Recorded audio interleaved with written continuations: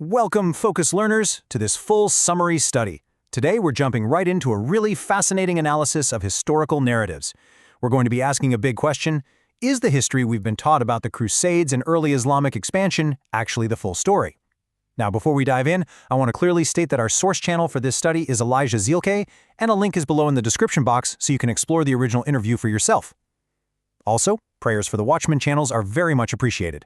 Today we're going to unpack a profound counter-narrative presented by historian Raymond Ibrahim, who directly challenges the modern consensus on exactly how the Crusades really began. Here is our agenda for this study. First, the mainstream historical narrative. Second, redrawing the ancient map. Third, the first 5 centuries. Fourth, conquest and the jizya. And finally, weaponizing historical narratives. Okay, Section 1. The mainstream historical narrative. So if you grew up in the modern education system, the popular perception of the Crusades is generally painted in one very specific light. They're often framed as unprovoked, racist, and colonizing attacks by European Christians against a completely peaceful Muslim world.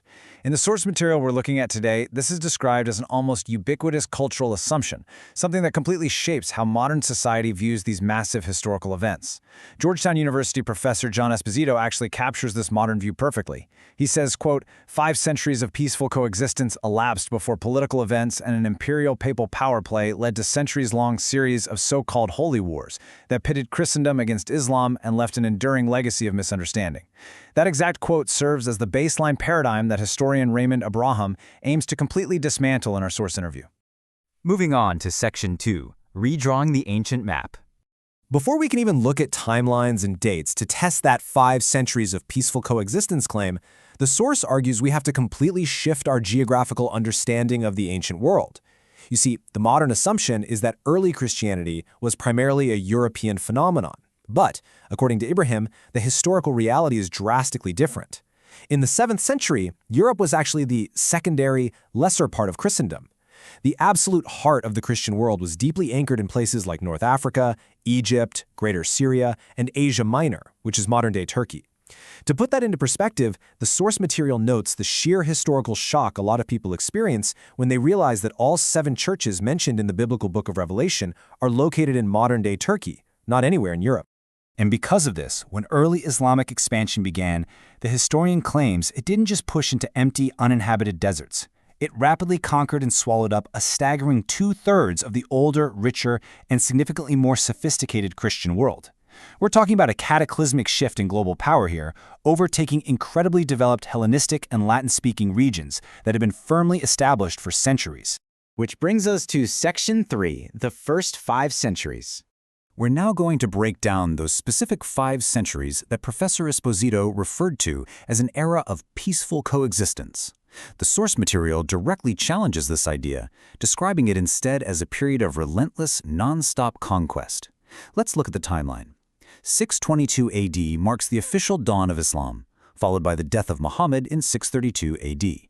According to Islamic historiography referenced in the source, a state of jihad was then declared.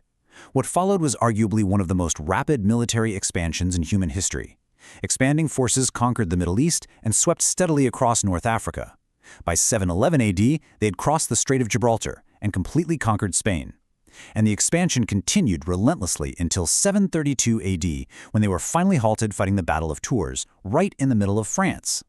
The source really emphasizes that all of this rapid, intense military expansion deep into traditional Christian territories occurred centuries before the First Crusade was ever called in 1095 AD.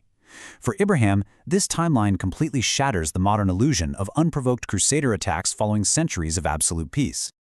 Next up, Section 4, Conquest and the Jizya. So we have to ask, what did this expansion actually look like on the ground? How were the conquered populations treated?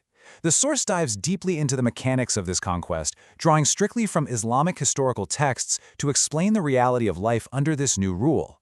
Expanding armies reportedly gave conquered populations, specifically people of the book, like Jews and Christians, 3 strict choices.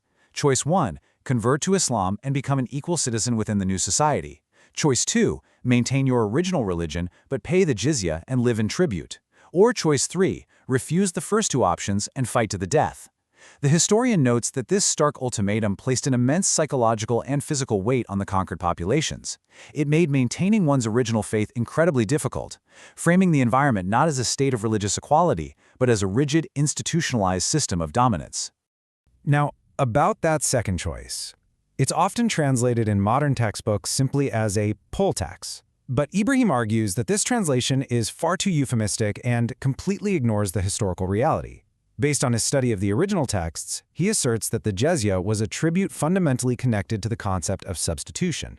It's described in the source as essentially an extortion fee, where the conquered person was quite literally buying their own life. If you paid it, sure, you could keep your religion, but you are forced to exist openly as a second-class citizen. This meant having practically no rights compared to the ruling class, facing strict social limitations, and living under constant subjugation. And if a community or individual couldn't pay this heavy tribute, well, the historian notes the consequences were absolute and dire.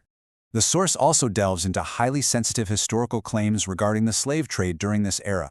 According to the interview, Ibrahim asserts that early Islamic expansion involved massive and systematic enslavement of conquered peoples. For example, he cites records of the Abbasid Caliphate purchasing large numbers of European slaves from Vikings, who notoriously raided northern coastlines specifically to sell human captives for top dollar in these expanding markets. Furthermore, the source asserts that the enslavement of sub-Saharan Africans during this time was accompanied by severe mistreatment, explicitly detailing the systematic castration of male slaves to prevent genetic mixing and population growth among the enslaved. The historian uses these specific historical claims to argue forcefully against modern narratives that attribute the invention or the exclusive practice of large-scale slavery solely to European colonizers. Finally, Section 5, Weaponizing Historical Narratives. This brings us to a really vital question. If the primary historical records from both sides validate these conquests and the resulting violence, why is the mainstream narrative today so drastically different? Well, according to Ibrahim, the core of the problem lies in how we source our history. On one hand, we have primary sources. The historian notes that records from both the Christian and Muslim sides of antiquity actually agree on the violent, expansionist nature of these conquests. They validate each other perfectly. But on the other hand, we have secondary sources. This is where modern academics reading only each other's textbooks create a closed ecosystem. Ibrahim argues that it isn't necessarily a vast, coordinated conspiracy by every single teacher out there. Rather, an initial falsehood or sanitized version of history is published, and then it simply snowballs. Subsequent historians read secondary books by people like John Esposito, accept them as absolute truth, and just regurgitate them. This creates a massive academic echo chamber that completely ignores the primary original texts written by the people who actually lived through it. And the source points out that this weaponized, engineered history doesn't just stay confined to academia, it bleeds deeply into our everyday culture. You see it permeating Hollywood movies, where crusaders are almost exclusively painted as evil, racist monsters, while their opponents are persistently depicted as noble, defensive, and magnanimous. Ibrahim argues this engineered narrative is purposefully designed to shape public guilt. By convincing modern Westerners that their historical counterparts were uniquely and monstrously evil, it creates immense cultural pressure to act as a permanent doormat today. It demands an extreme, unquestioning tolerance to make up for perceived historical sins that, according to the primary source documents of the era, aren't even historically accurate.